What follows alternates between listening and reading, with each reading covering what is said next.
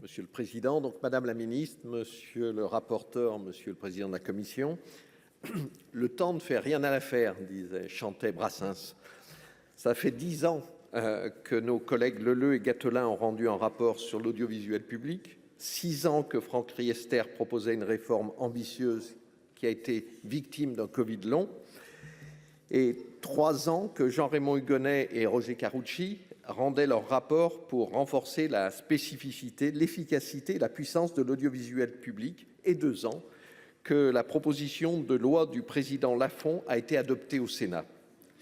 Et la semaine dernière, nous apprenions que le texte nous était soumis dans la précipitation.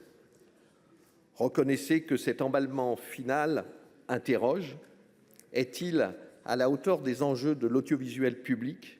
Ne risquons-nous pas des postures dues à la façon dont le Parlement est bousculé dans cette affaire ? Et ce, alors que l'audiovisuel public est confronté à de nombreux défis que nous devons l'aider à relever pour préserver notre identité culturelle, sa diffusion et son rayonnement. Aujourd'hui, la menace vient des GAFAM, des réseaux sociaux qui ont des moyens considérables. Ils nous obligent à rassembler nos forces dans un ensemble cohérent qui préserve la neutralité de l'information et garantisse la liberté d'expression et de création. Ce texte a une double ambition: préserver la souveraineté audiovisuelle de la France en l'adaptant aux enjeux et aux défis actuels, et assurer les conditions d'une concurrence équitable entre les grandes plateformes et les composantes historiques de l'audiovisuel.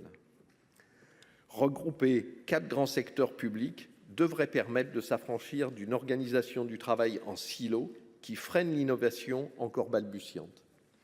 France Télévisions rend disponible ses contenus sur la plateforme Amazon Prime afin de toucher un public plus jeune.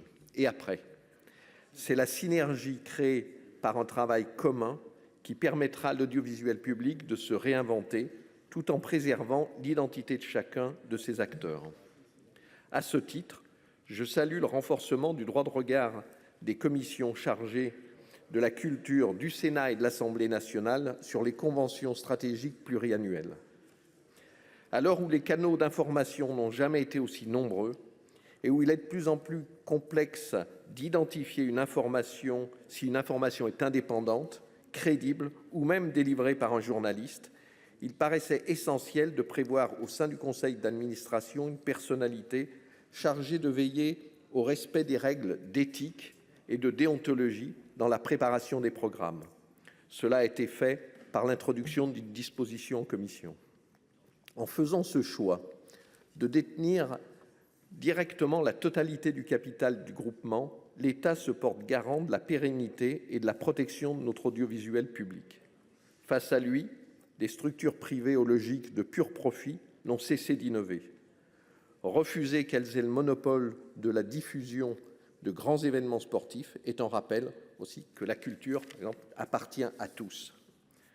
L'audiovisuel, en ce qu'il est un accès au savoir, à la culture, à l'information, ne doit pas seulement être préservé, il doit prospérer. C'est ce à quoi, au sein du groupe RDSE, nous veillerons dans nos débats, avec, comme d'habitude, un certain nombre de votes positifs, et, comme le mien, et d'autres plutôt négatifs. Merci.